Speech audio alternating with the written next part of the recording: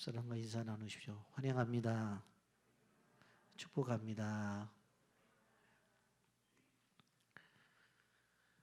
제2차 세계대전의 패전국이 되어진 독일이 전국이 폐허가 되어졌습니다.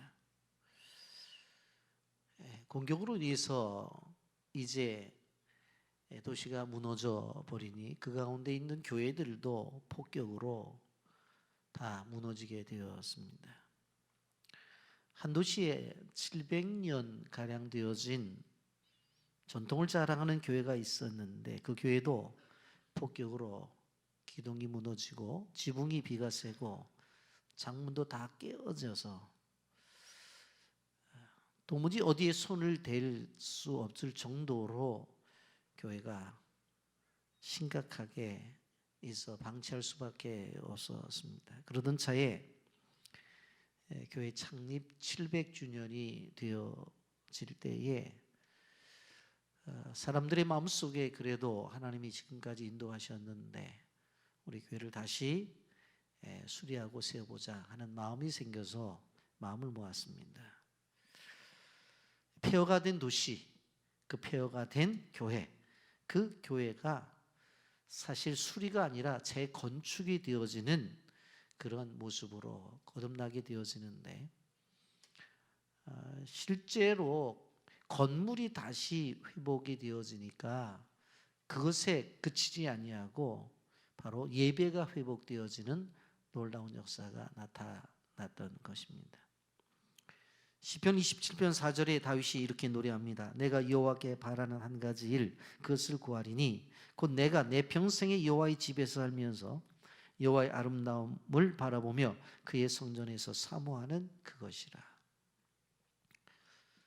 여러분, 하나님의 성전인 교회는 귀한 공간입니다. 교회에서 하나님을 공적으로 모여 예배하죠. 그리고 찬양하는 공간이에요.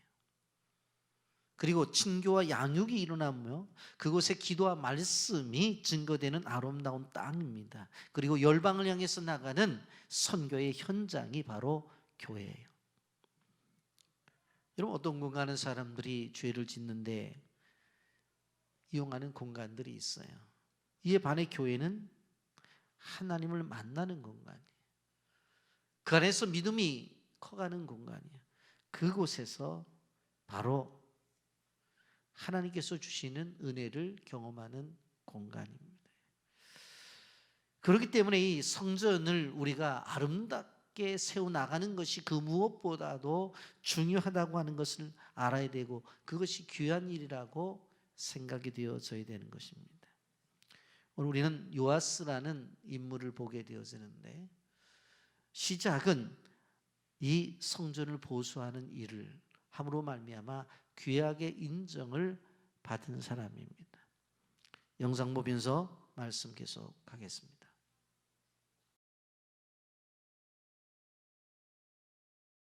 오늘은 성공에도 하나님과 동행하는 방법에 대해서 살펴보려고 합니다. 하나님이 주신 성공이 진정한 성공이 되는 법을 찾아봅니다. 오스 힐먼이 쓴 저서 중에서 성공 시험을 통과하는 비결에 대한 내용을 들려드립니다. 성공을 하나님의 선물로 보세요. 먼저 당신의 모든 성공을 자신의 성취로 보지 말고 하나님의 선물로 보는 법을 배우라. 내 하나님 여호와를 기억하라. 그가 내게 재물을 얻을 능력을 주셨습니다. 이같이 하심은 내 조상들에게 맹세하신 언약을 오늘같이 이루려 하심이라. 다니엘서에는 바벨론 왕 누부갓네살이 왕궁 지붕을 거니는 장면이 나온다. 그는 말하기를 이 큰 바벨론은 내가 능력과 권세로 건설하여 나의 도성으로 삼고 이것으로 내 위엄의 영광을 나타낸 것이 아니냐라고 한다. 그때 하늘에서 나라의 왕위가 내게서 떠났느니라. 내가 사람에게서 쫓겨나서 들짐승과 함께 살면서 소처럼 풀을 먹을 것이라는 음성이 들린다. 그리고 정말 느부갓네살은 7년 동안 미치광이로 살았다. 하나님이 그를 낮추시고서야 느부갓네살은 축복이 하나님의 선물임을 깨닫게 된 것이다. 여호와는 모든 성공과 발전의 축복의 근원이시다.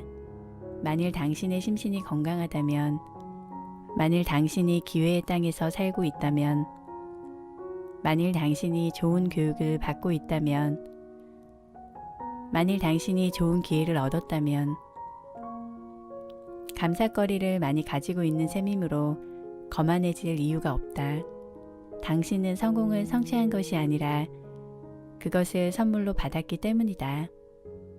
물론 그것을 얻기 위해 당신이 열심히 일하기도 했지만 일할 수 있는 능력마저도 선물임을 기억해야 한다.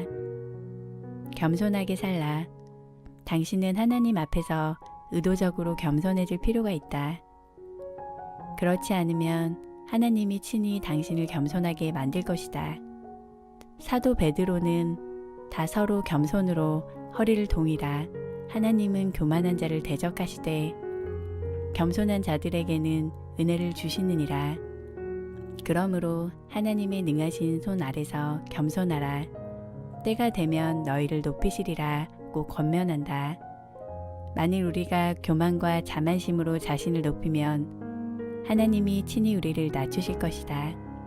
반면에 만일 우리가 하나님의 능하신 손 아래서 자신을 낮추면 그가 친히 우리를 높이실 것이다. 하나님이 당신을 축복하신 까닭을 기억하라. 성경에는 다윗 왕의 태도에 대한 교훈적인 내용이 나온다. 다윗이 여호와께서 자기를 이스라엘의 왕으로 삼으신 줄을 깨달았으니 이는 그의 백성이 이스라엘을 위하여 그의 나라가 높이 들림을 받았음을 알미였더라. 일찍부터 다윗 왕은 하나님이 그를 축복하신 까닭이 그 자신의 유익함을 위함이 아니라 이스라엘을 위함임을 이해했다. 하지만 훗날 안타깝게도 다윗 왕은 이 중요한 진리를 망각했으며 교만으로 인한 간음과 살인을 저지르고 수치를 당했다. 우리가 하나님 앞에서 겸손을 계속 유지하는 것이 중요한 이유가 바로 이 때문이다. 우리는 하나님이 각자의 유익만을 위해 우리를 축복하시진 않는다는 사실을 항상 기억해야 한다. 그분이 우리를 부르신 까닭은 다른 사람에게 축복이 되게 하려 하심이다. 하나님이 우리에게 주신 성공, 우리에게 주신 건강, 우리에게 주신 삶, 우리에게 주신 믿음, 모든 것이 하나님의 축복이자 선물입니다. 그리고 그 축복은 우리 자신만을 위한 것이 아니라 다른 사람이 축복이 되게 하려고 주신 것입니다. 오늘도 하나님이 주신 선물을 전하는 하루가 되시길 기도합니다.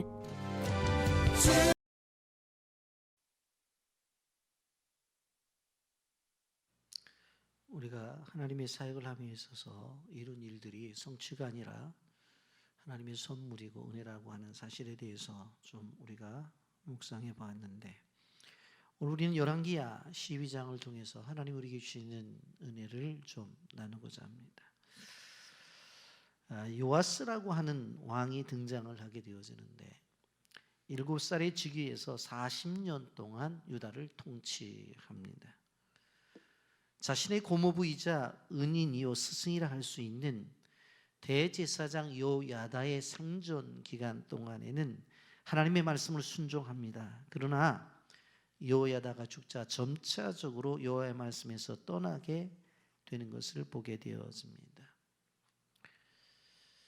이 요아스가 왕이 되자 한 것이 성전을 수리하는 일들을 하게 되어지는데, 요아스는 아달랴가 통치하던 6년 동안 성전이 많이 파손된 것을 보았기 때문에 성전 수리를 계획하는 것을 봅니다. 그리고 백성들이 성전에 드리는 이 헌금을 가지고 바로 제사장들에게 주어서 그 성전을 수리하도록 명령을 합니다. 그런데 왕의 명령이 내려졌습니다마는 23년 동안 바로 그 제사장들이 성전 수리를 진행하지를 않습니다. 그래서 그들을 불러가지고 이제 당신들이 23년 동안 이 성전 수리를 하지 않으니까 이제 다른 사람들에게 이 일을 맡겨야 되겠다. 그래서 실질적으로 나무를 다루는 목수들과 돌을 다루는 석수들, 이러한, 그리고 또 미장을 하는 사람들, 이런 사람들을 불러서 새로운 계획을 이야기하고 그 일들을 그들에게 맡기게 되어집니다.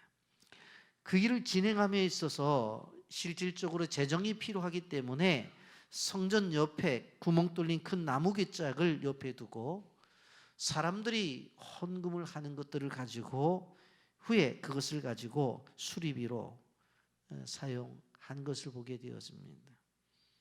일하는 목수와 그리고 미장이와 그리고 석수들에게 정직하게 인건비와 또 재료를 사오도록 하면서 일을 진행했던 것을 보게 되어집니다. 백성들이 경건한 마음으로 성전 수리를 위해서 드린 헌금은 순수하게 성전 수리만을 위해서 사용을 했습니다. 우리식으로 말하면 목적 헌금이었기 때문에 그 목적대로 사용했다고 하는 이야기입니다. 여러분, 이렇게 잘 그의 삶이 진행이 되었지만 후반부에 가서 큰 잘못된 한 가지를 행함으로 그의 말년이 좋지 않게 끝나는 것을 보게 되어집니다. 아람의 하사율 왕이 세력을 극대화하기 위해서 유다의 해안을 따라서 블레셋까지 침공을 하고 이제는 가드를 점령합니다. 그래서 유다를 공략하기 위해서 예루살렘에 군사를 몰고 오게 되어지는데 그 사실을 안 요아스가 어떻게 해요? 하사엘의 환심을 사기 위해서 성전 안에 있는 그 모든 금들과 그리고 왕실내에 있는 보물들을 갖다가 바로 이 하사엘에게 주므로 이제 하사엘이 철수를 하게 되어집니다. 근데 그 일을 누가 보았어요? 바로 그의 백성들이 보았어요. 그리고는 어떤 일이 벌어져요? 결국 바로 요아스가 살해를 당하게 되어지고 그의 아들 아마샤가 왕위를 계승하는 것을 우리는 보게 됩니다. 이것이 전체적으로 우리에게 주시는 이 말씀의 내용인데 열왕기 12장에서 말씀하고 있는 것들을 조금 더 세부적으로 보려고 생각을 합니다. 요아스가 무너진 성벽을 보수를 합니다. 요아스가 어려서부터 자라나서 이렇게 좋은 일을 할 수 있었던 것은 그에게 영적인 멘토가 있었기 때문에 그렇습니다. 훌륭한 멘토는 좋은 길로 사람의 길을 이끌어 나가지요. 요아스에게는 훌륭한 제사장 요야다라고 하는 멘토가 있었습니다. 여러분, 아합과 이세벨의 딸 아달랴가 다윗의 혈통을 다 죽여버리겠다고 달려들죠. 학살극이 벌어져요. 그런데 그때 어떻게 되어져요? 이 요아스의 고모인 여호세바가 그 많은 조카들 가운데 요아스 하나를 구해내서 어디로 데려가요? 성전에 데리고 들어가요. 그랬더니 그 성전에 요야다라고 하는 제사장이 자기 아내가 데려온 요아스를 어떻게 해요? 어려서부터 말씀으로 잘 가르쳐가지고 양육을 시키는 것을 볼 수가 있습니다. 여러분, 그 내용이 1절부터 3절까지 기록이 되어져 있습니다. 이후에 제7년에 요아스가 왕이 되어 예루살렘에서 40년 동안 통치하니라. 그의 어머니의 이름은 시비아라 부엘세바 사람이더라. 요아스는 제사장 여호야다가 그를 교훈하는 모든 날 동안에는 여호와 보시기에 정직히 행하였을 때 다만 산당들을 제하지 아니하였으므로 백성이 여전히 산당에서 제사하며 분향하였더라. 이렇게 말씀을 해요. 예후가 북이스라엘의 왕이 된 지 7년 되던 해에 요아스도 남쪽 유다의 왕이 되었어요. 그런데 요아스는 제사장의 가르침을 받아 정직하게 행했다고 말해요. 분명히 말씀하죠. 제사장 여호야다가 요아스를 교훈하는 날 동안에는 요아스가 하나님 보시기에 정직히 행하였더라. 여러분, 우리 그리스도인들은 주의 말씀과 성령을 멘토로 삼고 살아가는 사람들입니다.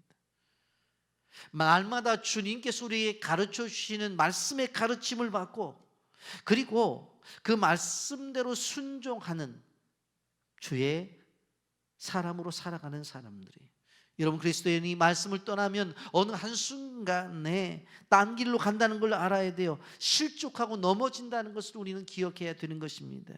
그래서 우리는 매일 말씀의 가르침을 받아야 됩니다. 말씀을 듣고 매일 묵상하면서 순종을 해야 돼요. 그래야 우리 영혼이 살고 우리의 앞길이 열린다고 하는 거예요. 그리고 또 나가서 이런 영적인 교제가 필요해요. 그래서 믿음의 사람들끼리 서로 나누고 서로 대화를 하면서 살아가야 돼요. 그리고 오늘날처럼 이단 사이비가 만연한 세상 속에서는 영적 혼란에 빠지지 않기 위해서 어떻게 해야 돼요? 목회자의 도움을 받아야 된다는 것을 우리는 알아야 되는 것입니다. 요아스가 왕이 된 후에 제사장들에게 한 가지의 사명을 부여하죠. 하나님의 성전을 수리하라고 하는 것입니다. 왜 그래요? 아달랴가 6년 동안 나라를 다스리면서 성전을 엉망진창으로 만들었기 때문에 그렇습니다. 여기에 좀 더 자세한 설명이 필요합니다. 지난주도 제가 이 부분에 대해서 말씀을 드렸습니다만은 조금 더 자세하게 설명을 드린다면, 솔로몬 이후에 이스라엘은 남방 유다와 북방 이스라엘로 나눠지게 되어집니다. 첫 번째 왕이 르호보암이었어요. 17년을 통치하죠. 두 번째 아비암이 3년을 통치하고 아사가 41년을 통치합니다. 4대 왕의 여호사밧이 25년을 통치하게 되어지는데, 그때 북방 이스라엘의 왕이 누구였어요? 아합이라는 왕이었어요. 그런데 그 아합의 왕의 부인이 그 유명한 누구의 이세벨이란 말이에요. 근데 여호사밧이 선한 정치를 잘했는데 한 가지 실수를 한 것이 무엇이었습니까? 아합과 동맹을 맺기 위해서 자녀들을 어떻게 해요? 동맹 결혼을 시킨 거예요. 여호사밧의 아들 여호람, 그리고 아합의 딸 이달랴, 이 둘이 결혼을 시키는 거예요. 여호사밧의 아들 여호람과 아합과 이세벨 사이에 나타난 이 아달랴를 결혼을 시켜요. 그래서 동맹을 맺었어요. 근데 어떠한 일이 벌어지느냐? 아달랴 입장에서 보게 되어지면 친정 아버지가 누구의? 아합이라고 그랬죠. 길르앗 라모 전투에서 어떻게 되어집니까? 자기 시아버지랑 같이 전쟁에 나갔어요. 그런데 시아버지는 왕복을 입고 나가고 자기 친정 아버지는 몰래 평민복을 입고 나갔는데, 변장을 했는데 화살을 누가 맞아요? 친정 아버지가 맞아요. 그래서 결국은 죽게 되어져요.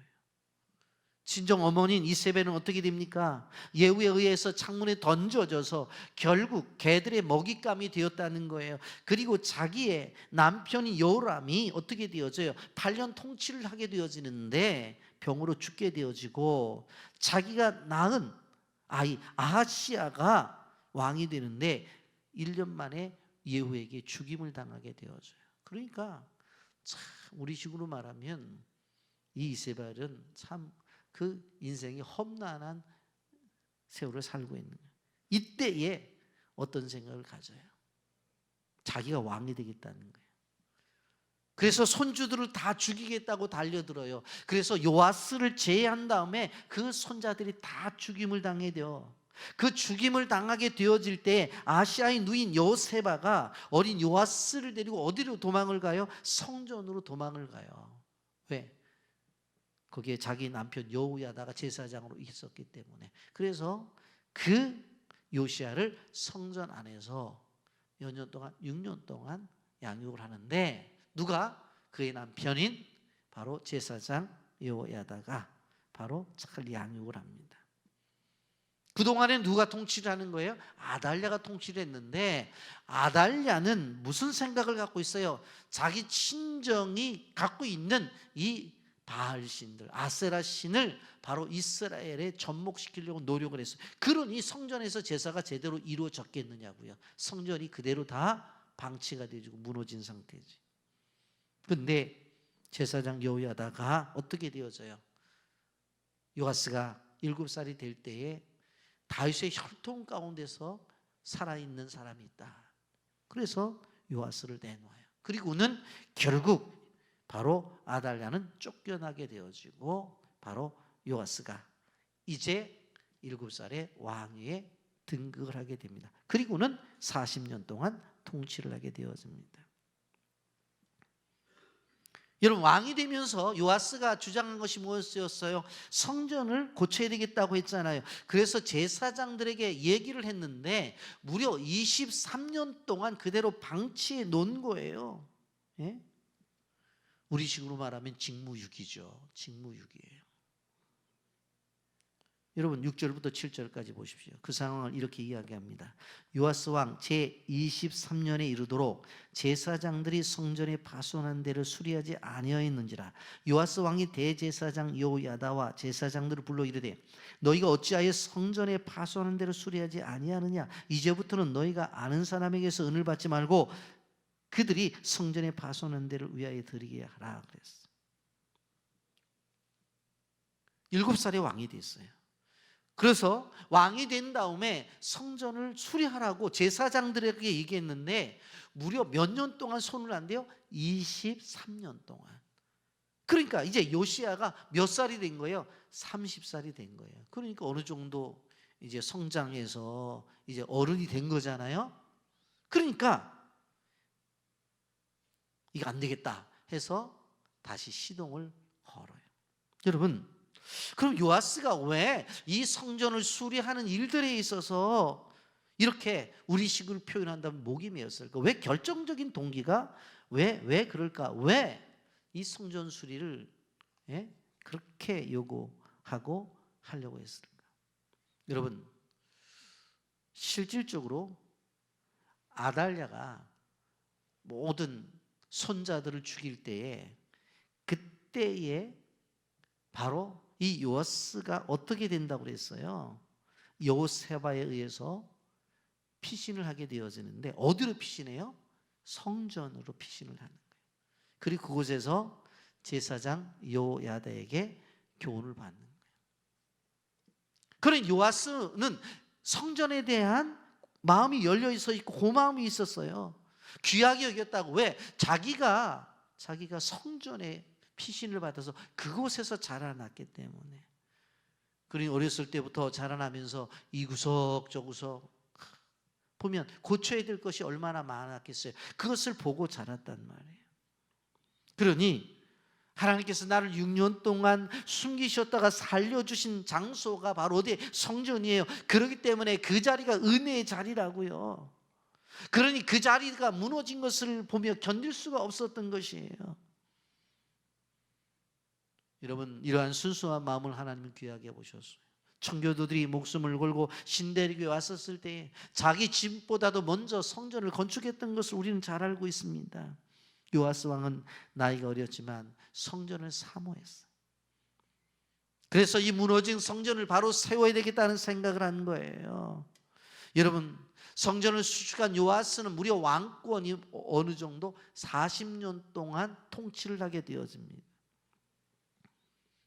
남방 유다 왕들이지만 짧게는 1년, 길어봤자 10년, 20년밖에 왕정치를 못했어요. 그런데 성전을 이렇게 수리한 요아스는 무려 40년간이나 왕위에 있었던 것을 볼 수가 있습니다. 이것은 성전을 귀하게 여기고 성전을 위해 헌신한 사람들에게 주시는 하나님의 은혜라고 하는 것입니다. 여러분, 성전 수리가 어떻게 이루어지는가? 4절부터 5절까지 보면 요아스가 제사장들에게 이르되 여호와의 성전에 거룩하게 하여 드리는 모든 은 곧 사람이 통용하는 은이나 각 사람의 몸값으로 드리는 은이나 자운하여 여호와께 성전에 드리는 모든 은을 제사장이 각각 자기 아는 자에게 받아들인 성전의 어느 곳이든지 파손한 것을 보거든 그것을 수리하라 하셨습니다. 성전 수리를 위해서 은 헌금을 받았는데 3가지 종류가 있다고 그랬어요. 통용하는 은, 사람들이 사용하는 은을 받고, 두 번째로 몸값으로 드리는 은, 레위 27장에 나오는 서원 예물을 말하는데 그걸 드리죠. 셋째로 자원하에 드리는 은, 그냥 마음에 우러나서 드리는 은, 이 모든 것을 받아서 모은 재산을 가지고 성전을 수리하게 했어요. 근데 그렇게 했는데 제사장들이 이 일을 하질 않아요. 있을 수 없는 일이었어요. 여러분, 제사장들이 누구입니까? 아론의 후예들이에요. 이스라엘 공동체 안에서 구별된 존재들이에요. 거룩하게 구별된 사람들이. 일반인이 입지 않은 에봇을 입은 그런 사람들이. 그래서 왕을 비롯하여 모든 백성들이 실질적으로 제사장들의 고개를 숙였어요. 그러면 성전을 수리한다고 했을 때 제일 기뻐해야 될 사람들이 누구입니까? 당연히 제사장들이에요. 왜냐하면 그들인 삶의 터전이 성전이기 때문에 그래요. 성전이 없으면 제사장 있을 필요가 없어요. 그렇기 때문에 누구보다도 성전을 수리하는데 열정을 기울여야 될 사람들이 제사장이었어요. 그런데 그들이 일을 하질 않아요. 제사장들의 직무 유기가 어떤 결과가 왔습니까? 나이가 30이 된 요아스가 제사장들을 불러놓고 이렇게 말을 합니까? 제가 나이 7살이 돼서 왕위에 오를 때 수리를 하자고 여러분들에게 말씀을 드려서 벌써 23년이나 지났습니다. 아직도 여러분들은 일을 하고 있지 않습니다. 그러니 이제 이 일에 손을 떼십시오. 그렇게 요청합니다. 8절 말씀 보세요. 제사장들이 다시는 백성에게 은을 받지도 아니하고 성전 파손한 것을 수리하지도 아니하기로 동의하니라. 이제는 소위 말해서 이 수리를 위한 이 돈을, 헌금을 받아서는 안 되는 걸 알았기 때문에 안 받는다. 그리고 어떻게 해요? 성전 파손한 것을 수리하지도 않겠다. 그렇게 결정을 내리는 거예요. 그래서 요아스 왕이 그런 확답을 얻고 어떻게 해요? 성전 옆에다가 헌금궤, 소위 말하는 건축 헌금을 할 수 있는 헌금궤를 놔두고 어떻게 합니까? 수리를 할 목수들과 미장과 석수들에게 넘기면서 실질적으로 건축 재료를 사서 일을 하도록 한 것입니다. 여러분, 우리는 기억해야 됩니다. 하나님께서 우리에게 행하실 귀한 일을 맡겼습니다. 제사장들에게 있어서 제사를 집례하는 것도 중요하지만 지금 성전을 수리하는 영광스러운 일을 맡겼단 말이에요. 그런데 23년 동안이나 하지를 않아요. 그런데 이렇게 봉착되었던 성전 수리가 어떻게 되어집니까? 목수들과 미장하는 사람들과 석수들에게 넘겨주었더니 일이 진행이 되어지는 것입니다. 여러분, 우리는 하나님께서 하나님의 교회를 세우고 나가는 데 있어서 각자 임무가 있어요. 근데 그 일을 안 하잖아요. 그러면 안 하는 거로 끝나느냐? 아닙니다. 시간이 지나면 우리가 해야 될 일들이 우리가 하지 않을 때에 하나님은 그것을 어떻게 해요? 다른 사람에게 맡겨요. 다른 사람에게 맡겨요. 내가 안 하면 안 된다고요? 아니에요. 돼요. 나에게 주신 하나님의 축복만 잊어버릴 뿐이에요. 하나님을 위해서 아름답고 하나님을 위해서 고귀한 일들이 얼마나 많은지 몰라요. 근데 그 일을 주어졌으면 잘 감당해야 되는 거예요. 그런데 그 일이 감당되지 않으면 어떻게 되어져요? 하나님이 다른 사람에게 맡긴다니까. 요아스는 성전을 수리하는 일을 맡았어요. 그래서 그는 제사장들을 중심으로서 하려고 했어요. 근데 제사장들이 안 하잖아요. 그러니까 어떻게 해요? 요아스는 실질적으로 당시에 사회적으로 보면 천민 계급이라고 할 수 있는 목수들과 미장들과 그리고 석수들을 데리고 와서 그들을 통해서 일을 마무리를 해요. 제사장들이 할 일을 안 하니까 그럼 안 하는 거로 끝나느냐? 아니에요. 하나님이 하셔요. 누구를 통해서든지 하셔요. 그게 누가 등장되는 거예요? 여기 보면 미장이, 석수, 목수. 당시에 미천한, 사회적으로 보면 인정받지 못하는 그 사람들을 통해서 이렇게 하나님의 역사가 이루어진 것입니다. 그런데 여기에서 우리가 생각해 볼 것은 이 요시야의 연약한 신앙이 나타나요. 언제? 위기 때에. 갑자기 어떤 일이 벌어져요. 아람 나라의 왕인 하사엘이 쳐들어오는 거예요. 17절 18절입니다. 그때 아람 왕 하사엘이 올라와서 가드를 쳐서 점령하고 예루살렘을 향하여 올라오고자 하므로 유다 왕 요아스가 그의 조상들 유다 왕 요사박과 요람 왕 아시야가 구별하여 드린 모든 성물과 자기가 구별하여 드린 성물과 여호와의 성전 곳간과 왕국에 있는 금을 가져다가 아브라함 하사엘에게 보내었더니 하사엘이 예루살렘에서 떠나갔더라. 아니 어느 날 무슨 얘기가 들려지는 거예요. 아람 왕 하사엘이 쳐들어온다는 거예요. 그런데 이미 블레셋 땅을 점령해서 가드를 지나서 예루살렘으로 올라오고 있다는 거야. 이야, 큰일 났다. 어떻게 될 것인가. 그래서 여기 보게 되어지면 성전 곳간에 있는 금들 그리고 왕국에 있는 금들을 다 모아가지고 누구에게? 하사엘에게 갖다가 바쳐요. 그랬더니 하사엘이 그것을 받고는 어떻게 해줘요? 그냥 자기 나라가 돌아가 버린 거예요. 분명코 전쟁은 막았죠. 그건 인정해요. 그런데 방법이 잘못됐다는 거예요. 여러분, 우리 열왕기서에서는 생략되고 있는 그 말씀이 역대하 24장에 나옵니다. 거기에 보면 여호야다 제사장이 죽게 되어지는데 여호야다 제사장이 죽으니까 유다 방백들이 요아스를 찾아와요. 찾아와서 뭐라고 얘기를 하냐면 바알과 아세라 신을 다시 섬기자고 그렇게 요청을 해요. 근데 이 사람들이 나라의 지도자들이었거든요. 그랬더니 요아스가 생각을 한 거예요. 아, 이거 뿌리치게 되어지면 이 사람들이 협조하지 않으면 이게 나라가 제대로 돌아가지 않겠다 생각을 해서 어떻게 해요? 그들의 제안을 받아들이는 거예요. 현실적으로 보면 맞는 말일 수 있어요. 그러자 여호야다 제사장의 아들인 스가랴 제사장이 성령의 감동을 입어서 이렇게 말을 해요. 역대하 24장 20절에 너희가 여호와를 버렸으므로 여호와께서도 너를 버리셨느니라 하면서 너희가 여호와를 버렸기 때문에 여호와도 너희를 버린다.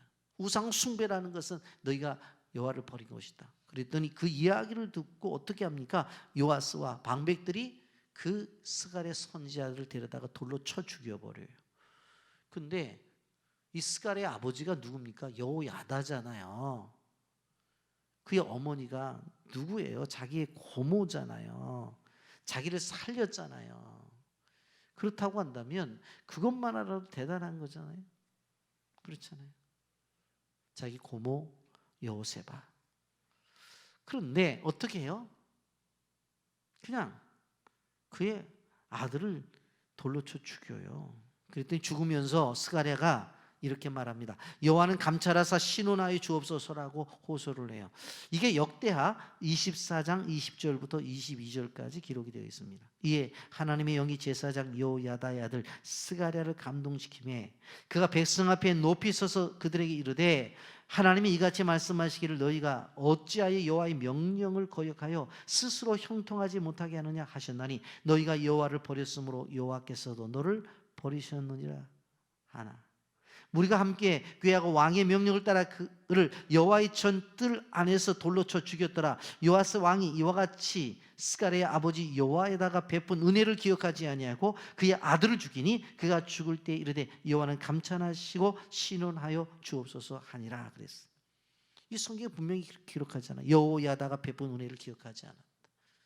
죽음의 자리에서 자기를 안고 성전으로 뛰어간 사람이 누구예요? 여호세바, 자기의 고모라고. 그리고 그곳에서 6년 동안 잘 믿음으로 양육을 하고 그리고 이 여호야다가 어떤 일을 해요? 아달랴를 뿌리치고 어떻게 해요? 무너뜨리고 실질적으로 요아스를 7살에 왕으로 세운 게 누구예요? 여호야다잖아요. 그러면 실질적으로 자기의 고모인 여호세바와 그리고 고모부인 제사장 여호야다. 그럼 그의 아들 제사장도 귀하잖아요. 그런데 그 은혜를 저버리고 돌로 쳐 죽였어요. 그래서 성경은 분명히 그 얘기를 하는 거예요. 여호야다가 베푼 은혜를 기억하지 아니하고 그의 아들을 죽이니 그랬어요. 은혜를 기억하는 사람이 돼야 돼요. 사람들과의 관계 속에서도. 그걸 성경이 분명히 명시하고 있어요. 근데 죽으면서 뭐라고 그랬어요? 여호와는 감찰하시고 신원하여 주옵소서. 무서운 기도입니다. 자기의 억울한 것을 들어달라는 거예요. 여러분, 하나님의 별명이 뭐예요? 신원하시는 하나님이에요. 결국 이 기도가 어떻게 응답이 되어지는 거예요? 갑자기 아람의 하사엘이 쳐들어오게 된 거예요. 그래 쳐들어오게 된 거예요.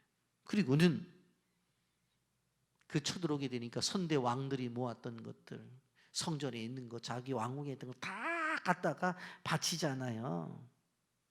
성전을 수리한, 성전을 기억했던 요아스 왕이 이제 변질이 되어진 거예요. 왜? 자기 정권을 유지하기 위해서, 자기가 안전하기 위해서 오히려 성전에 있는 것을 갖다가 바쳤다는 것은 성전이 희생되었다고 하는 것입니다. 성전 약탈의 시초는 사실 열왕기상 15장에 보면 아사 왕도 있습니다만 요아스가 두 번째로 이런 잘못된 일을 하는 거예요. 여러분, 성전을 지어놓고 솔로몬이 봉헌 기도를 드릴 때 뭐라고 기도를 했습니까? 혹시 적군이 쳐들어오면 성전을 향해서 기도함으로 말미암아 적군이 물러가는 역사가 있게 해달라고.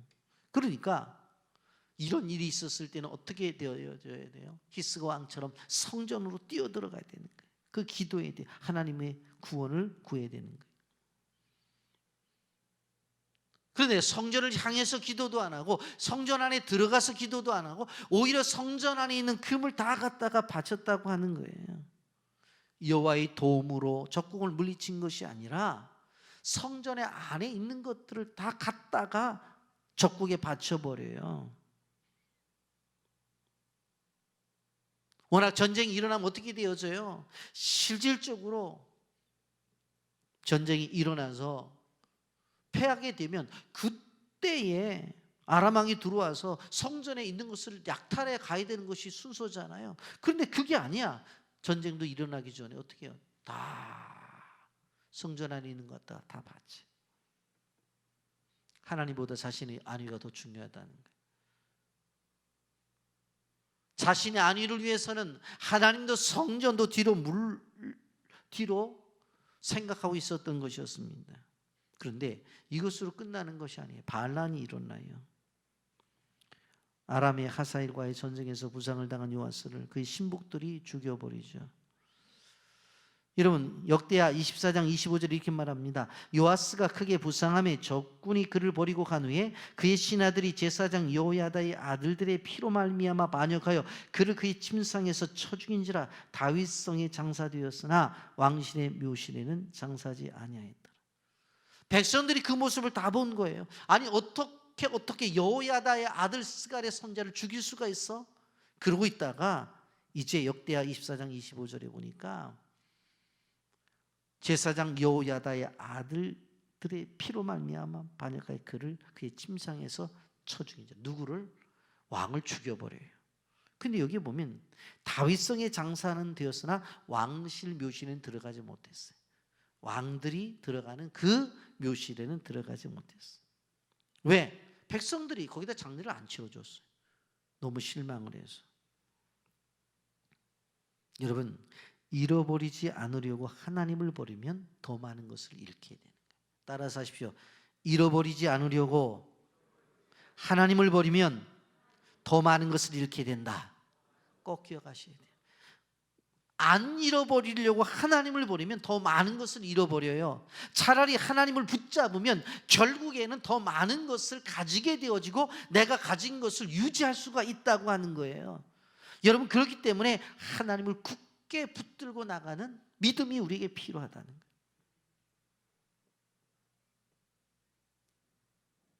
여러분, 요아스의 실수를 우리는 귀하게 봐야 돼요.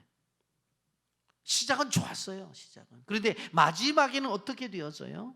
마지막에는 하나님보다도 자기 안정, 자기 안위, 그런 것들을 생각하다가 무너지는 것을 볼 수가 있습니다. 여러분 나이가 들수록 사람들과의 대화 가운데 그런 얘기들을 해요. 보면 건강이 최고라고 그런 얘기를 해요. 어떤 사람들은 요즘 제가 자료를 보다 보면 돈이 최고다. 나이 들면 돈이 최고다. 그런 얘기를 하면서 뭐 자식들한테 다 물려주지 마라. 그런 얘기들이 공공연하게 나오잖아요. 그런데 우리가 알아야 될 것은 건강이 최고인 거, 중요한 거 알아요. 물질도 필요한 걸 알아요. 그러나 그 무엇보다도 중요한 것은 하나님이에요. 하나님이 건강을 주시고 하나님이 재물을 주시면 모든 것을 보장받으며 살아갈 수 있다고 하는 것입니다. 말씀을 정리합니다. 성전을 보수한 요아스, 시작은 참 좋았습니다. 훌륭한 멘토가 있었어요. 귀한 일을 했던 것을 볼 수가 있습니다. 그러나 나중에 신앙이 무너져 버리니까, 그리고 세상의 방식을 쫓아가다가 결국 반역에 의해서 죽임을 당한 것을 볼 수가 있습니다. 여러분, 우리는 우리의 신앙이 어렸을 때나 젊었을 때나 나이가 들었을 때나 한결같은 믿음을 갖기를 원합니다. 오늘 요아스는 어렸을 때부터 왕이 되어서 정치할 때 이 전반부는 너무나 잘했어요. 그런데 후반부에 와서 큰 잘못을 행하는 것을 볼 수가 있습니다. 여러분, 우리는 교회 건축을 하고 있는 중입니다.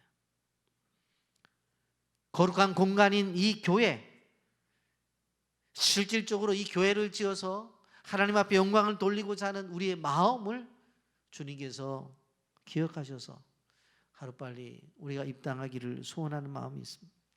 근데 중요한 것은 뭐예요?